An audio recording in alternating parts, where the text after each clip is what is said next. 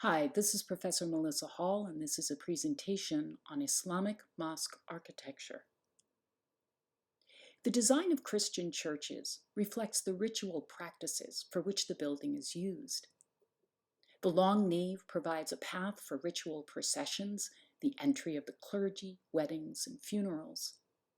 And the altar and apse provides a focal point for the Eucharistic ceremony. A mosque, masjid in Arabic, is a place where Muslims can gather for prayer. Muslim religious practices do not require ceremonial space. Muslim prayer can be conducted anywhere. All you really need to know is which direction faces towards Mecca. But on Fridays, Muslims gather together for communal prayer, and the mosque provides a non-hierarchical space in which to do this. Standard elements of the Muslim mosque includes the san, or courtyard, and an ablutions fountain.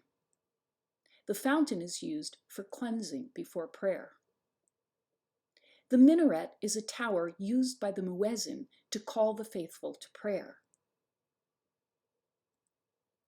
It's similar to a Christian bell tower, which is used to announce the time for worship. Inside the mosque, there is a Qibla wall that faces in the direction of Mecca.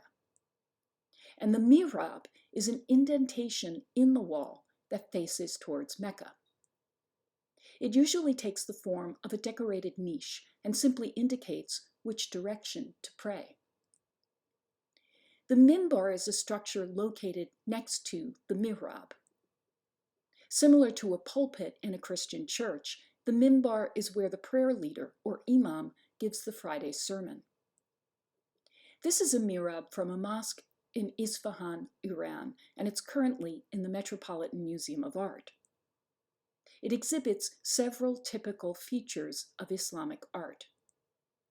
The pointed arch was a variant on the Roman arch and is a distinctive element of Islamic architecture. The decoration of the niche is made with ceramic tiles, a common material in Islamic decoration. And the decorative motifs include geometric patterns, stylized plant forms, and calligraphy, all of which were common in Islamic ornamentation.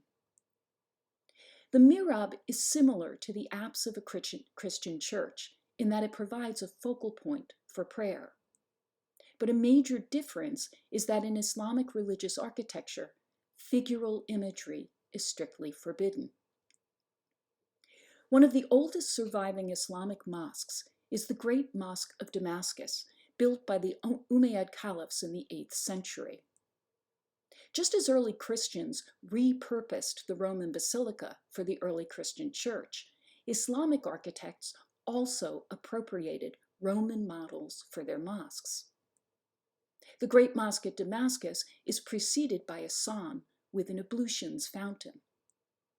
And here's a photograph of how it is today.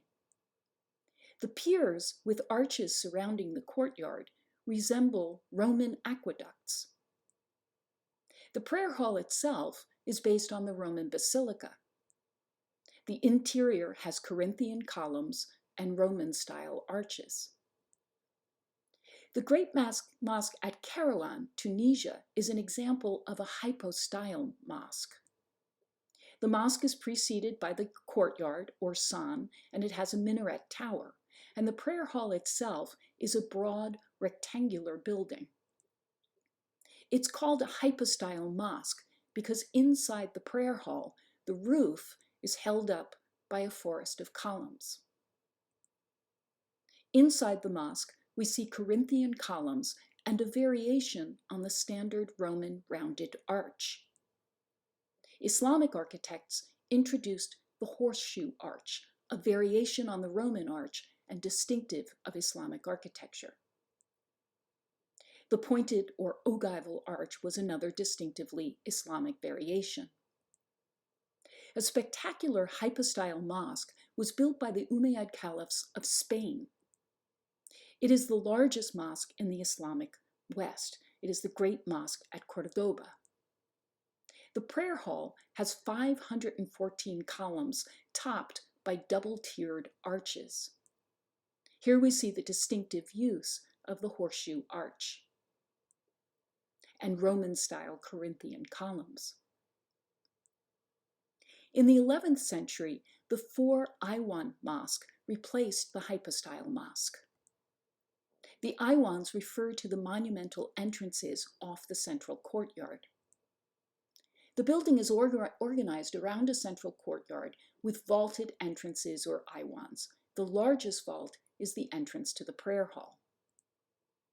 The entrances and the onion-shaped dome are decorated with intricately patterned ceramic tiles.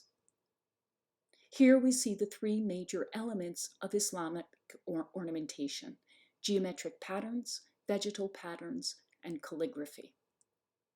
This is a view of one of the domes from the interior. The Iwan entrances are decorated with a stalactite pattern called a muqarnas. The complex patterns of the muqarnas extends the use of geometric pattern to architecture. The pattern suggests abstract complexity of the universe. One of the greatest Islamic architects was Sinan the Great, who built the Mosque of Selim II in Turkey.